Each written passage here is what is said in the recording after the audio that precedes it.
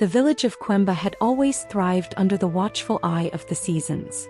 The sun, the rain, the wind, all worked in harmony to provide the villagers with bountiful harvests and lush, green fields. But as the seasons shifted, something began to change. The once life-giving rains stopped falling, and the vibrant rivers that snaked through the village began to dry. Day after day, the sky was clear and silent, as if the wind itself had abandoned the people of Quemba. The crops withered, the animals grew thin, and a sense of dread fell over the village. Among the villagers was a woman named Cici, known for her wisdom and connection to the elements. Many said she could hear the whispers of the wind and the songs of the trees, a gift passed down through generations of her family.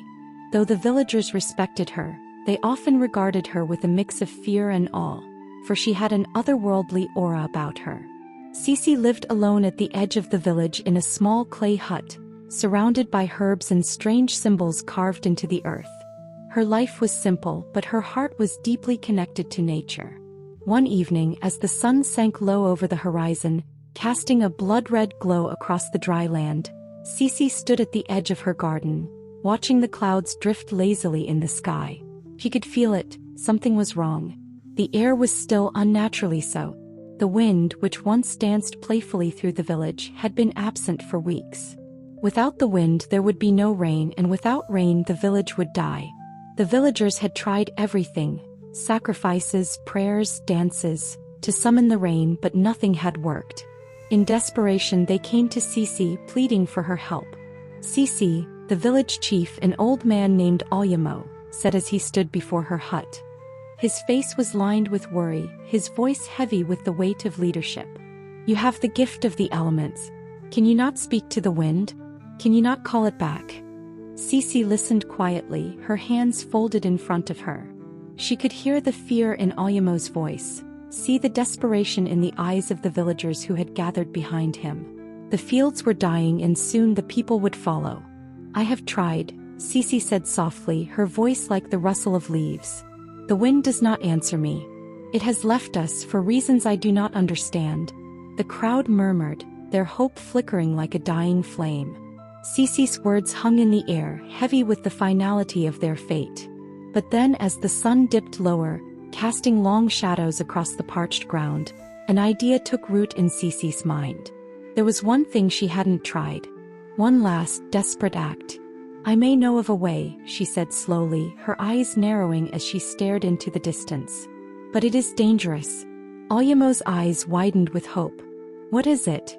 Cici hesitated, her heart pounding. "I could trap the wind. I could bring it back to us. But to do so is to break the natural order. The wind is wild, free. To imprison it could have consequences." The crowd grew silent, the weight of her words settling over them like a heavy fog. Alyamo stepped forward, his voice trembling with urgency. "If it can save the village, then we must do it." Cici nodded, though doubt gnawed at her insides. The wind was a force of nature, unpredictable and untamable. But with the village's survival hanging in the balance, she had no other choice.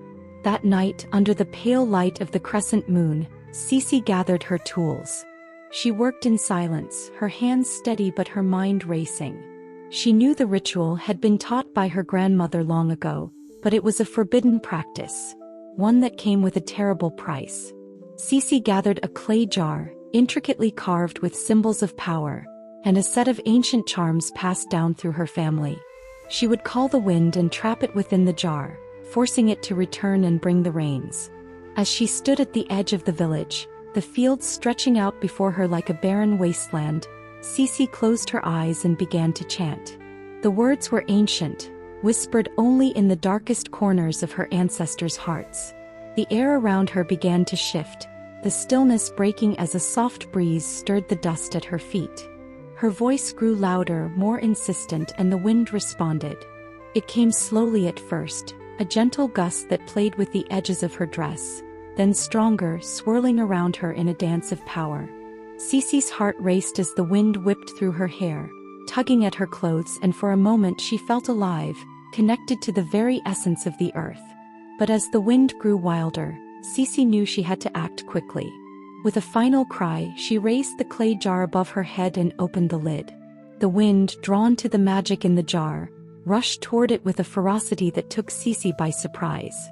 It howled and screamed as it was pulled inside, fighting against the invisible force that bound it. Cece struggled to hold the jar steady, her arms trembling under the sheer power of the wind. At last, with a final gust, the wind was gone, sealed inside the jar. The air fell still once more, the world around her silent. Cece stood alone, the jar in her hands, her heart pounding in her chest. She had done it. She had trapped the wind. The next morning, Cece brought the jar to the village square, where the villagers had gathered in anxious anticipation. Ayamo stood at the front, his eyes wide with hope. "Has it worked?" he asked, his voice barely above a whisper. Cece nodded, though her face was pale and drawn. "The wind is trapped," she said. "I will release it and the rains will follow." The villagers cheered, their faces lighting up with joy.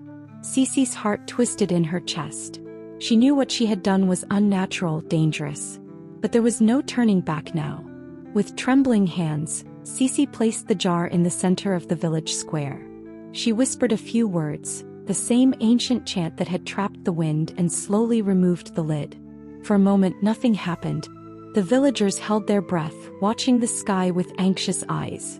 Then, with a deafening roar, the wind exploded from the jar, rushing through the village with a force that sent people stumbling backward. It howled through the trees, tore at the roofs of the huts, and whipped the dust into the air. But the wind was not alone. Dark clouds began to gather on the horizon, thick and heavy with rain. The villagers cheered, but Cece's stomach twisted with unease. Something was wrong. The wind was too strong, too wild. It had been trapped for too long, and now it was free, angry and vengeful. The first drops of rain fell, cool and refreshing, but they were quickly followed by a torrential downpour. The wind howled louder, tearing branches from the trees and sending debris flying through the air. The villagers' cheers turned to cries of fear as the storm grew in intensity, the rain coming down in sheets so thick it was hard to see. Cece stood in the center of the chaos, her heart pounding. She had unleashed something far more powerful than she had anticipated. The storm raged around her, and though the rain was desperately needed, the destruction it brought was too great. The wind roared in her ears, drowning out the screams of the villagers. It whipped through the village with a fury that was impossible to contain, tearing roofs from huts and flattening crops. The rain, which had been a blessing, was now a curse, flooding the fields and washing away everything in its path. Cece ran through the village, her feet splashing through the rising waters as she tried to reach the center. The jar that had held the wind, was lying broken on the ground, its shards scattered across the muddy earth. The wind, freed from its prison, had become a force of pure destruction. She had to stop it. Somehow she had to contain the storm before it destroyed everything. As she reached the village square, Cece fell to her knees, her hands digging into the wet earth. She had made this storm, she had called it, trapped it, and unleashed it. And now she had to undo it. But how? The ritual had been one of binding, not of control. The wind was wild, untamable, and now it was free, taking its revenge on those who had dared to imprison it.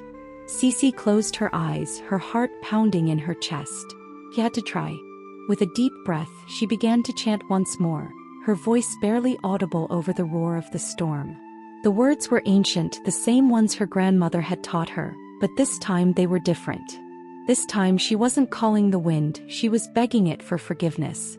The wind howled around her as if mocking her attempts, but Cece continued, her voice growing louder, more desperate. She could feel the ground shaking beneath her, the rain pouring down in icy sheets, but she didn't stop. She couldn't stop. And then, just as suddenly as it had started, the storm began to weaken. The wind slowed, the rain lessened, and the clouds began to break apart, allowing slivers of sunlight to pierce through the darkness. Cece collapsed to the ground, her body trembling with exhaustion. She had done it. She had stopped the storm. But as she looked around at the devastation, her heart sank. The village was in ruins. The fields were flooded, the crops destroyed, and the huts lay in tatters.